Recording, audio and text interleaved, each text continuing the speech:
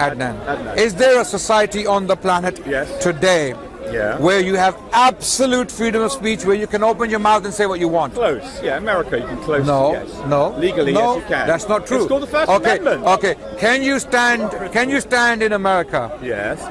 And start. Let's say you start inciting people to join a terrorist group. Can you do that in America? Let's say you're not inciting hatred. What you're saying is there is a group somewhere. Go and join it. Should that be illegal? No. Why not? You're causing people to join a terrorist group. If they join a terrorist group, they should go and join a terrorist group. No. You are an anarchist. You're not I'm not an anarchist. You are an anarchist. I'll tell you what, I'm an optimist. You believe in... I'm an optimist, and I believe that if someone comes to Speaker's Corner here and says you're a dirty, disgusting Jew and we should kill you, I'll have a conversation with him. I'm not scared of him. No, that's very disgusting. That's indecent behavior. Anyone saying that to Jews... I'm not afraid. It's just words. I don't care. We don't. You see, this is why I believe in God.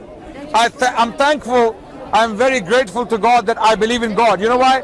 I don't think like that. I don't think like that. I'm not I wouldn't like to insult people. My God doesn't allow me to insult people. I don't like it. I just don't think it should be illegal. It's more civilized. My belief is more civilized. No, it's not. You just said... You're using violence. Here's the thing. Your system, is extremely easy to misinterpret. So no, it's not. Yes, it is. Well, in Pakistan, give me an example. Okay, give me an example. Let's suppose, for example, I live in Pakistan, right? And I read the Quran. Yes. And I go online and I discover that my understanding of Muhammad, right? Is wrong. Yeah. Let's say it's wrong, but my misunderstanding of Muhammad, right, is that his relationship with a woman, she was very young and it was child molestation. I believe that about her, which is an insult to Muslims. Then you need education. Right?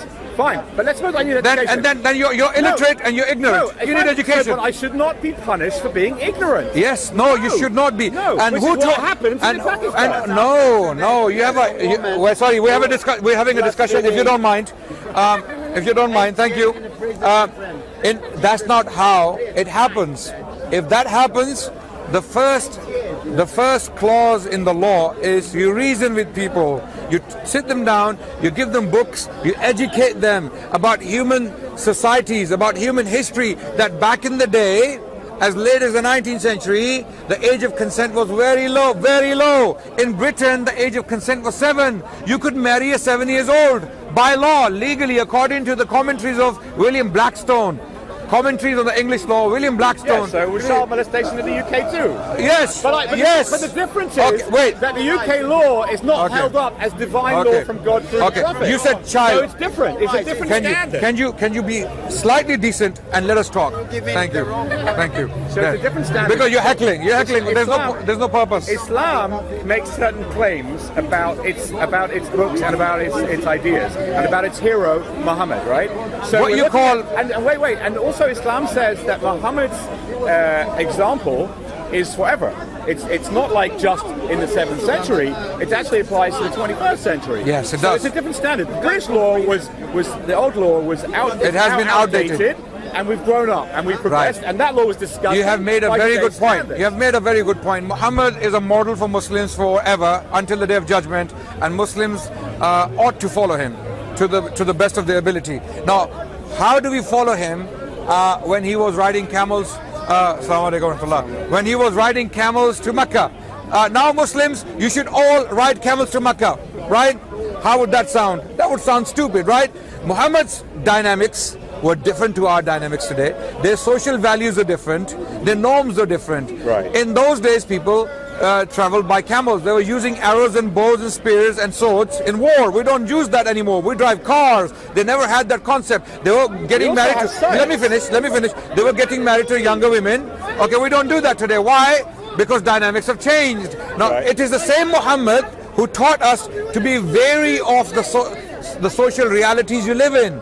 Right. Don't break the norms of the people. Don't impose your ways on them, right?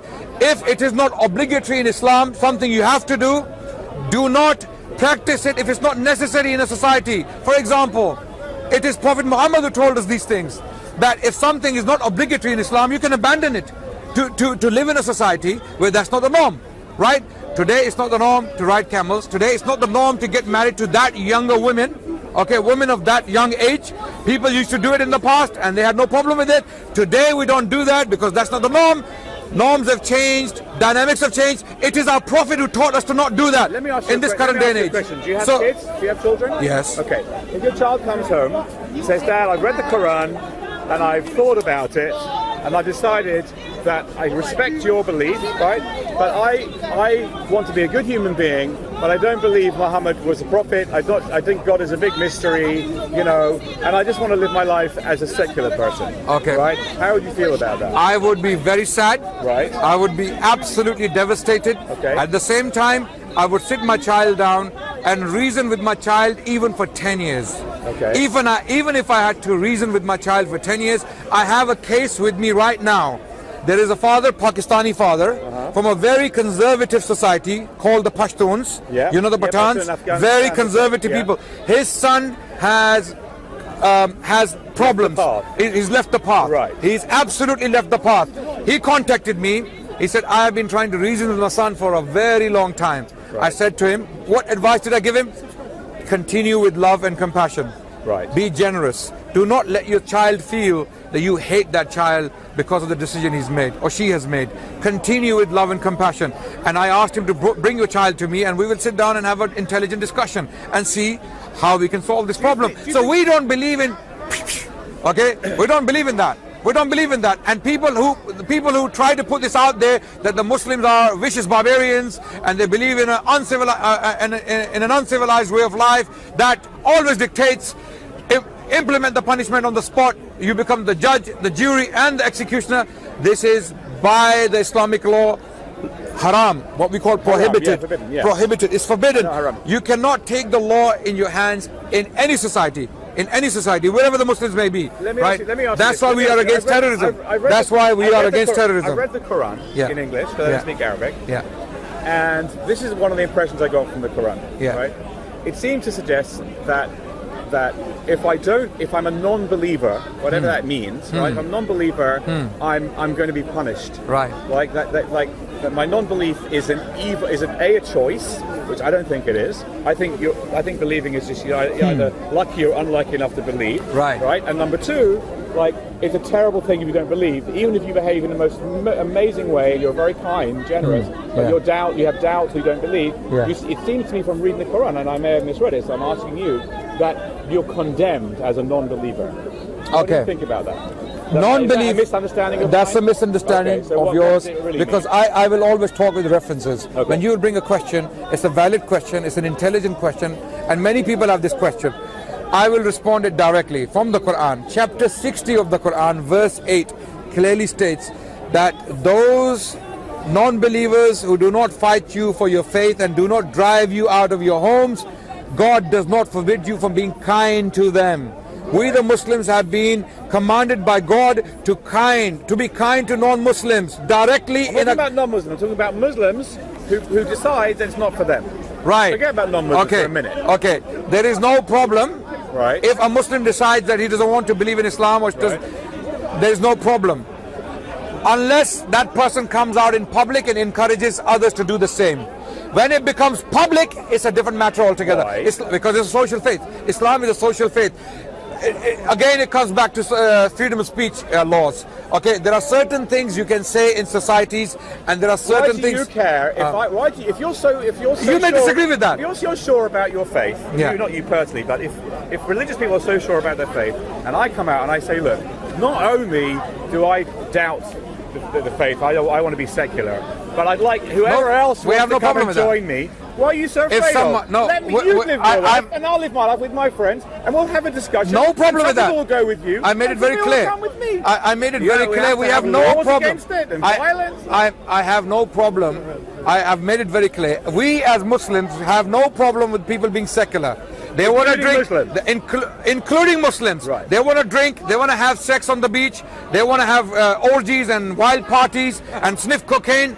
By all means, go and do it. It's your life. Right. Okay, but don't encourage others to do it, because that's when the law comes in. You cannot encourage others. You wanna live your life. You wanna go to Brazil, have the party on the beach, go and do it. We have no problem with that. It's your life. We as Muslims, let me clarify very quickly. We as Muslims, as a community, global community, have no problem with the choices people make individually. But when those choices... That's not true. Homosexuality, for example, in many Muslim countries, homosexuality is illegal and punishable by death or violence. Yeah, that's right. So if somebody happens to be born with a particular... It's not punished by death, by the way. I don't know which country you're talking about. It's in the Sharia law, and just recently the Sultan of Brunei said we won't actually enforce it because people stopped staying in the Dorchester Hotel, right? But he said he's going to enforce it. And in other countries, my understanding is Iran, for example, it's enforced in Iran. Okay. And I think even Pakistan, if I'm gay and I go with my gay boyfriend and I stay in a hotel and everybody knows and there were witnesses, I don't know whatever, I can be punished. Okay. Yeah? That's a good point. Let's talk about it. A very good point. You're raising very intelligent questions and we want to address them. If someone wants to be homosexual in a Muslim state, in a Muslim country, you can be homosexual in your home. Do what you want, okay? Do it however you want. 100%. The moment you bring it in public and you want other people to be like you, then there is a law. Islam, you see, Islamic societies are based upon a divine law. We believe in a divine law. We do not have the power to change it. That law cannot be changed because we believe it is from God. God created us. He gave us a law to live by. Let me finish. Okay, in that law, if there's a clause that you cannot do X, Y, and Z, we have to live by that. We can't be hypocrites. We can't pick and choose. Wait, hang on a second. I understand that you and other Muslims believe what they want to believe about God and divine law. The problem is there's 7.5 billion people on the planet, right?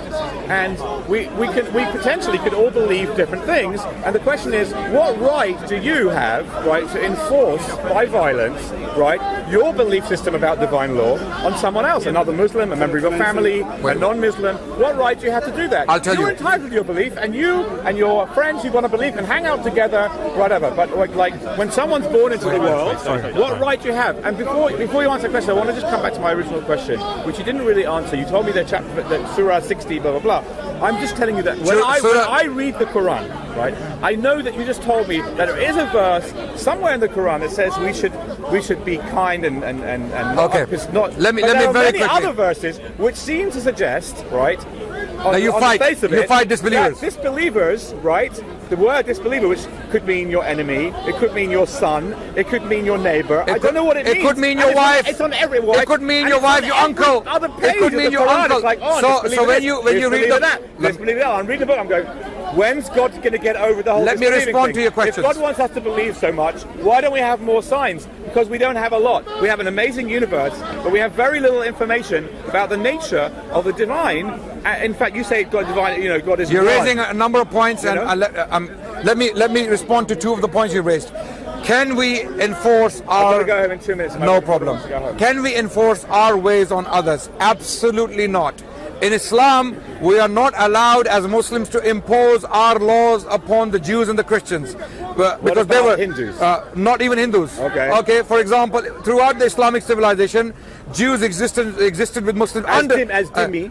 Okay, what does dhimmi mean? Dhimmi means they didn't have full independence and equality. Well, you didn't have equality. You have a misconception. There were Jewish prime ministers in Spain. Did you know that under Islamic rule, there were Jewish prime ministers, at least two of them, Hazda ibn Shaprut. You're bringing out a good example. In Iraq, they weren't Jewish prime ministers. Okay. And people had to pay a tax. They had to pay a jizz. You can't have a Jewish prime minister everywhere, can you? Sorry? You can't have a Jewish prime minister everywhere, can you? You seem to be denying a historical story, which I heard, which I believe. Hang on a second. I'm saying there are instances where there are two Jewish prime ministers, but there are many other instances. If you let me answer your question. Christians and Jews. If you let me answer your point. Second-class citizens in Muslim-majority countries. First of all, in the Middle Ages, let me explain very quickly. In the Middle Ages, there was no such thing as the second-class citizens. There were Jewish citizens, there were Christian citizens, and there were Muslim citizens. All of them lived by their own rules and their laws. The Jews had their Beth Dins, their own courts. The Christians had their bishops governing their societies. Muslims had their qadis. Okay, you don't believe me? Just pick up any basic history book on Ottomans and non-Muslims, or Al-Andalus and non-Muslims, and you will see how Jews lived their own lives according to their rules, and there was no mullah standing on top of their heads with a sword. You don't do Sharia, we will chop you. No, there was nothing like that. That's the conception you have been fed with by international media and by the international Islamophobia industry. Let me finish. Let me finish. Sorry. Let me finish. Islamophobia has been spread by two extremist entities: Western politicians and Muslim terrorists. I'll tell you why. Because this is a war between Western politicians who are terrorists and Muslim terrorists who are also terrorists, right? This is a war between them. Who are the victims? We, the Muslims, the majority, right? So how are the Western politicians terrorists? People like Tony Blair, I believe he's a terrorist. Okay. I believe Jeremy Corbyn recently said he should be in Hague for war crimes. He caused the war in Iraq, and that war produced ISIS. ISIS is a product. Okay, so how am I, Sheikh Mohammed or Joe or Terry or George, responsible for that? I'll tell you how. You're not responsible for it at all. We are Muslims. We are standard Muslims. You're a victim of it, but I'm not saying you're responsible. What I'm saying is, right, that the ISIS, which came out of the deposed regime of Saddam Hussein, ISIS came out as a reaction to Iraq invasion. Yes, and they successfully used Islamic texts. Let me talk to you. Hang on a second. I'm Muslim Kurdish. Yes. Who killed the ISIS? Who killed ISIS? The Kurdish. Very good. Yeah. I'm the Kurds. I'm Muslim. Yeah. Very nice. I'm saying that they successfully use Quranic ideas and Islamic texts and Islamic laws, yes, through their disgusting interpretation of Islam, right? And they said our terrorism, this is our understanding of Islam, and they found succor in the text of the Quran, the same text that you read. So tell me, which text in the Quran allows the killing of innocent people? Well, ISIS has been killing innocent people. Tell me which text, which verse in the Quran even indirectly allows the killing of innocent people. Okay, let me ask you a question, because I'm not familiar enough with the Quran. Is there no text in the Quran which has something to the effect of disbelievers shall be killed? X, Y, and Z. Killed. Doesn't say that anywhere in the Quran. No. Disbelievers, those disbelievers who fight you, Quran says. No, forget about the fight. It just says they don't believe, then you kill them. No. And by the way, even disbelievers who fight you, so you can say anyone you don't like fights you. Let me respond to your point very quickly. The Quran. I've got to go. Are you here every Sunday? Last point before you go. Yeah. The Quran has many verses on peace, on war, on diplomacy, on wives, on children, on orphans, on society at large. Right. Quran is a book of law. Like the Torah for the Jewish people, the Quran is for us. It is a book of law. It has rules on everything. So how do we actually practice the Quran? By following the Quran and the prophetic example. Prophet told us, in the light of the Quran, when you are in conflict, when you have been attacked and you have to defend yourselves, okay, do not kill women, do not kill children, do not kill non-combatants, do not cut trees, do not destroy crops, do not demolish buildings, do not kill monks, do not kill elderly. All of these rules are there in the teachings of Prophet Muhammad in the light of the Quran. So Quran tells us what? In chapter 2, verse 190, 191 and 192. Quran tells us, fight those who fight you and drive you out of your homes. Fight, defend yourselves. وَلَا تَعْتَدُوا, and do not transgress limits. What is transgression? I've got to go. What I just told you. Very nice talking to you.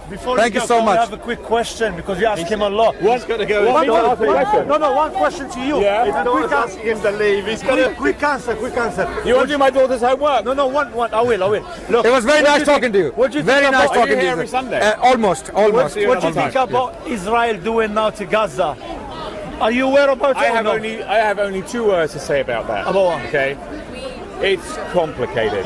You see? Yeah, but I imagine if the Nazis were saying that about the Jewish people. Sorry, and that's come back. Imagine if they were saying that.